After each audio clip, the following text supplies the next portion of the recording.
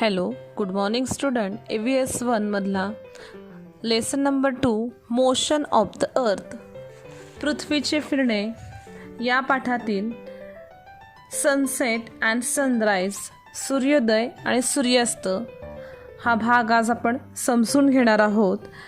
सूर्योदय आणि सूर्यास्त हे तुम्हाला माहिती आहे, तेच आपण आज या ठिकाणी बघणार आहोत. ट्राय दिस करून पहा. Stick a red bindi on the globe. एक लाल रंगाची टिकली घ्या. Set up the previous model of the globe and the candle. ती पृथ्वी गोलावर चिकटवा. वरील प्रयोगाप्रमाणेच पृथ्वी गोल व मेणबत्ती घेऊन प्रयोग करा. Turn the globe anti clockwise. पृथ्वी गोल घड्याळाच्या काट्याच्या विरुद्ध दिशेने फिरवा. Note when it is sunrise, noon and sunset at the location of the बिंदी. लाल टिकलीवर पृथ्वी गोलाच्या कोणत्या स्थितीत सूर्योदय, मध्यान्ह आणि सूर्यास्त होईल याचे निरीक्षण करा. After one sunrise, note when the next one occur at the बिंदी. लाल टिकलीवर एकदा सूर्योदय झाल्यानंतर पुन्हा सूर्योदय केव्हा होतो ते पहा. You will see that this happen when the earth completes one rotation, that is when it makes one complete turn around itself. जेव्हा पृथ्वीची स्वतःभोवतीची एक फेरी म्हणजेच एक परिवलन पूर्ण झालेले असते, तेव्हा लाल टिकलीवर पुन्हा सूर्योदय होतो हे तुमच्या लक्षात येईल.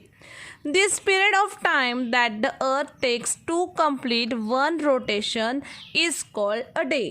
पृथ्वीच्या एका परिवलनाच्या या कालावधीला आपण एक दिवस असं म्हणत असतो.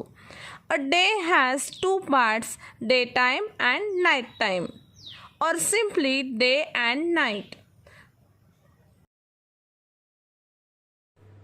For the purpose of measuring time, we divide the whole day into 24 parts, each of which is called an hour.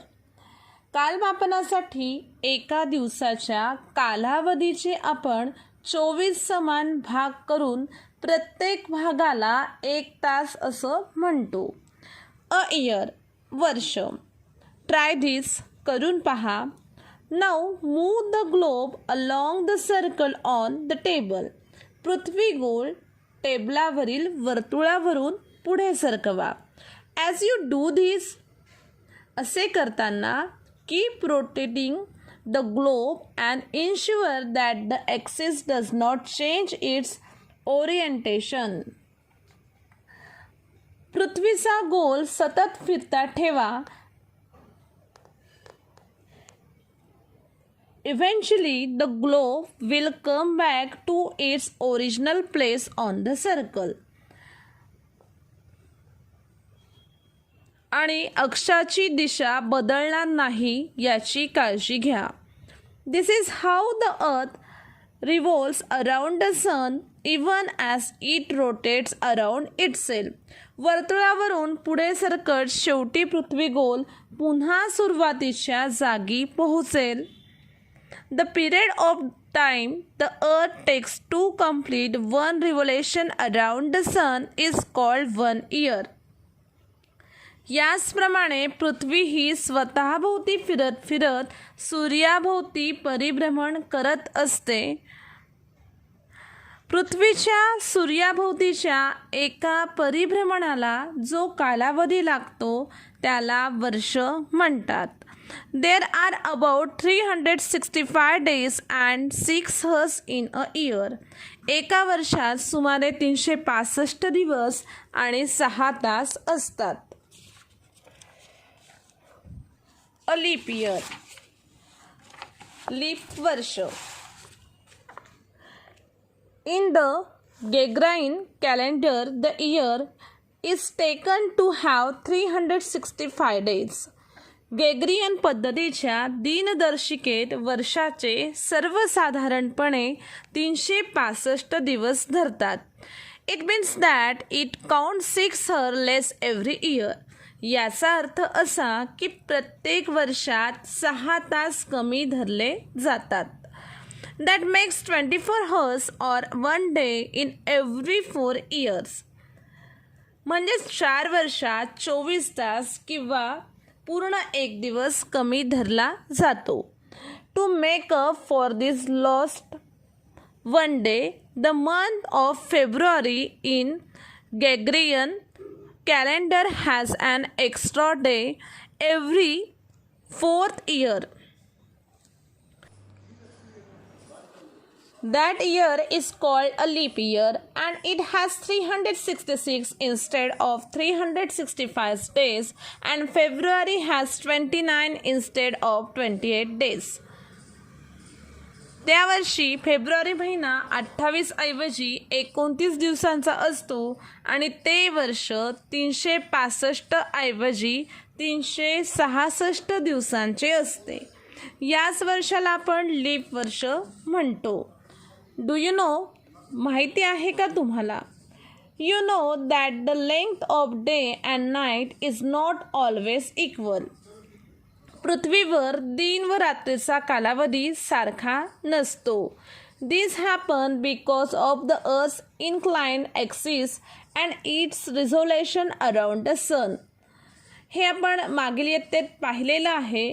पृथ्वीचा आस कललेला असल्यामुळे व पृथ्वीच्या परिभ्रमणामुळे हा फरक त्या ठिकाणी होत असतो. In the northern hemisphere between 22 March and 23 September, the days are longer than the nights. 22 March ते 23 सप्टेंबर या काळात उत्तर गोलार्धात दिनमान जास्त असते. Therefore, it is warmer there. म्हणजेच दिन मोठा असतो त्यामुळे तेथे उष्णता जास्त असते.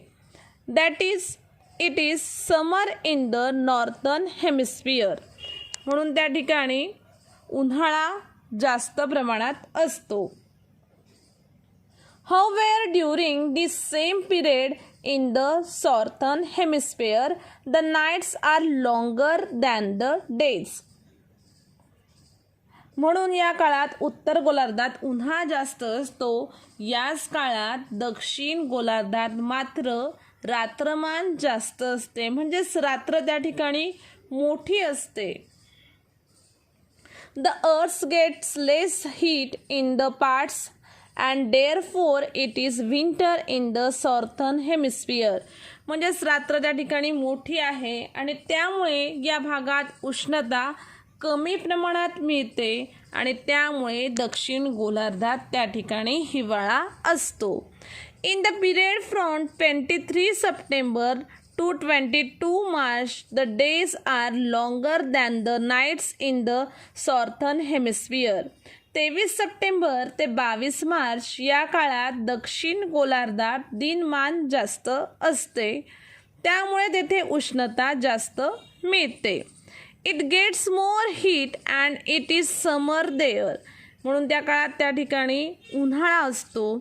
In this period in the northern hemisphere it is the nights that are longer. म्हणून या काळात दक्षिण गोलार्धात उन्हाळा असतो. याच काळात उत्तर गोलार्धात मात्र रात्रमान जास्त असते. The northern hemisphere get less heat and it is winter there. आणि त्यामुळे या भागात उष्णता कमी प्रमाणात त्या ठिकाणी मिळत असते. परिणामी उत्तर गोलार्धात त्या ठिकाणी हिवाळा असतो. Not that there may difference in these dates due to the leap year. वरील तारखांमध्ये लीप वर्षामुळे फरक पडू शकतो. In India, summer, the rainy season and winter are considered to be the main season. भारतात प्रामुख्याने उन्हाळा, पावसाळा व हिवाळा हे मुख्य ऋतू मानतात. We also divide the years into 6 seasons normally: वसंत, ग्रीष्म, वर्षा, शरद, हेमंत and शिरीष.